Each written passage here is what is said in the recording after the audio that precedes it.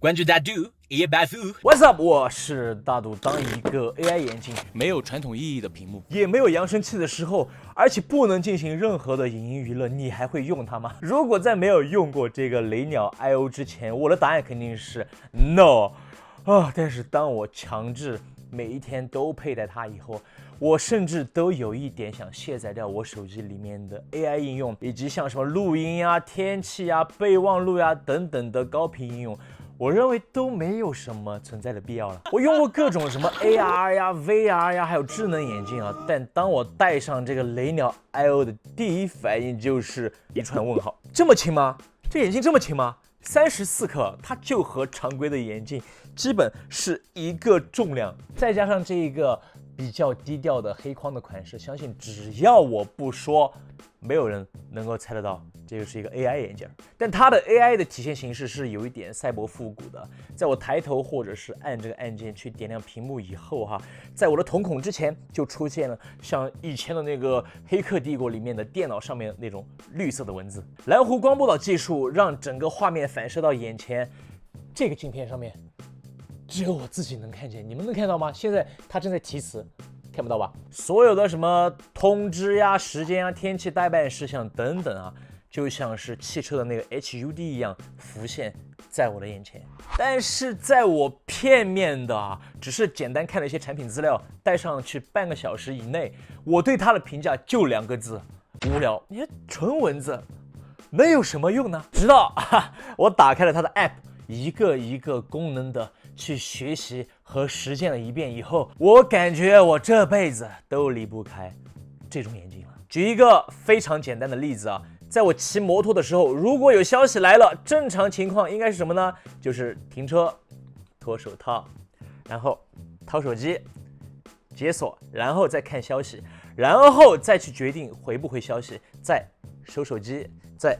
戴手套，然后发车出发。而现在如果我在骑车的时候有消息来了，我可以保持我的骑行速度不变的同时，快速的在眼睛前面过一下这个内容，值不值得我停车？不重要的信息直接忽略掉，继续骑。重要的，那我再停下来去处理。从刚才的9个步骤直接简化到了2个，甚至是1个步骤。对于摩托佬来说，把是否值得停下来这件事的判断给提前了非常非常多所以说它更加的高效，也更加的安全。我再举一个例子作为一个内容创作者，我平时在像锻炼呀，还有像骑摩托的时候，是最容易进入那种心流状态的。而进入心流状态以后，大家都懂的，就容易灵感乍现。在以前呢，我也会一样的掏出手机解锁，然后打开笔记 APP， 然后用语音去输入刚才的天才想法。而现在我只用 Hey Reno， 帮我记一下我的天才想法，巴拉巴拉巴拉巴拉。完了，基础的动口去记录创意其实只是一个前菜。雷鸟 IO 它可以选择千问 3.7 Max 或者是 DeepSeek V4 Pro 等等大模型作为你和它对话的 AI 基座。当我在记录创意以后我还可以和眼镜继续去连续对话，让它和我持续的讨论，然后把这个创意深化完善。这一期视频的绝大部分创意和灵感以及大纲，就是我在一边锻炼的时候一边和他讨论出来的。如果我要把复杂的创意去细化成一个可以执行的拍摄的详细脚本它也可以用语音助手打开录音，然后来录制我的超长的对话，然后再在雷鸟的 App 里面引用刚才的录音和我选取的大模型去对话，来生成一个可以直接拍的口播的脚本。非常夸张，甚至我在练习我的3头肌的时候，有什么动作要点，还有像新产品的创意，还可以怎么值得发散，以及脚本的措辞优化等等几乎任何的问题，只要我愿意问他，那答案它都会出现在我的眼前。这个眼镜它就像一个随叫随到的实习生我负责产生创意和想法，他就负责记录和拓展。不用等到那种什么方便记录的时候，再掏出手机，再掏出电脑来记录。那这种事后回忆出来的灵感，其实就不怎么好用了。当你灵感乍现的时候，你不需要在事后去回忆然后再去电脑上、手机上去记。那个时候其实灵感是以一些有些变质了的。所以说现在遇到这种情况的时候，我们就用眼镜来口述给他，然后让他去总结、归纳，不需要再掏手机啊、电脑啊什么的，基本上就可以完成像我们在创意工作的很多的前置工作了。刚才那些功能都是需要我去人为的主观操作才去实现的。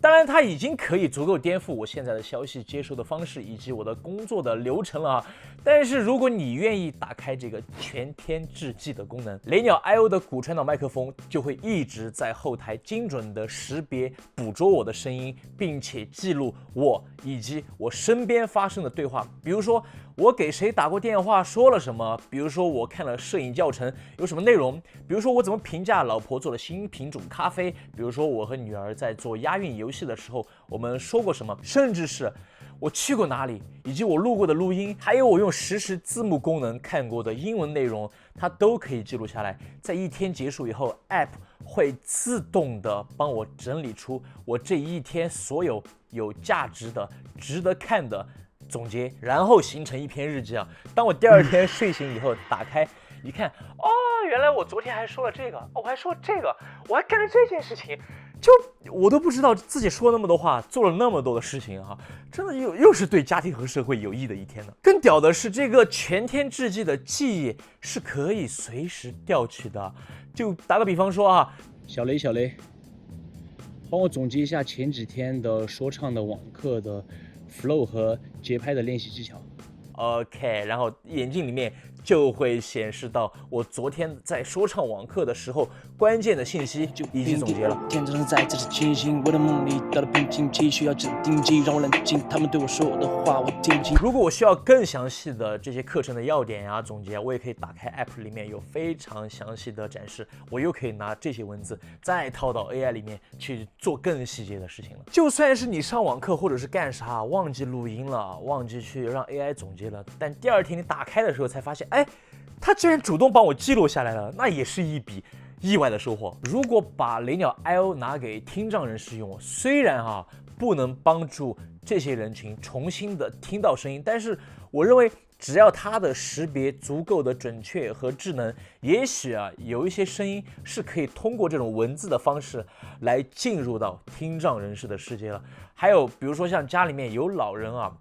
日渐年龄增长，然后记忆力听力在衰退的时候，我希望这副眼镜能够做到什么呢？比如说提醒老人，下周二要记得去医院体检或者说是明天下午要给孙子打电话等等的这种平时老人会说的口语，家人会聊的内容，他都会主动的去记录下来，并且显示成日程，实时的在眼睛面前浮现，那肯定不会忘了，对吧？而且刚才说的全天智记功能，我觉得也特别适合老人或者是家人子女去看老人今天去了哪儿，谁来看过他，以及老人有什么安排。也有可能就是老子的脑子会有一些新的创意出现，而且刚好被这副眼镜给记录下来了，对吧？你本来就是一个要戴眼镜的人，我觉得换一副 AI 眼镜可能是在当下的这个时代非常非常划算的一笔投资，因为它的价格就和一副正常眼镜没什么区别。即使你是一个不戴眼镜的人，我其实也推荐你可以尝试用这种形式来帮助你学习，或者是帮助你去提升你的生产力的潜能。所以这个就是我在使用了这个雷鸟 IO 以后所有的感受了。也许有些声音不一定非要通过耳朵来进入我们的世界。好的科技不只是说让效率更高，也许就是让更多的人可以轻松的获取更多的信息，去更好的表达自己，去和社会、和家人、和周围保持连接。那也不尝试在这个 AI 时代的一种赛博关怀吧。OK， 这就是我对这个眼镜的所有的内容了。如果你们还想看更多好玩好笑的骚气的科技手把视频的话，请一定记得要关注大度一夜暴风。Peace。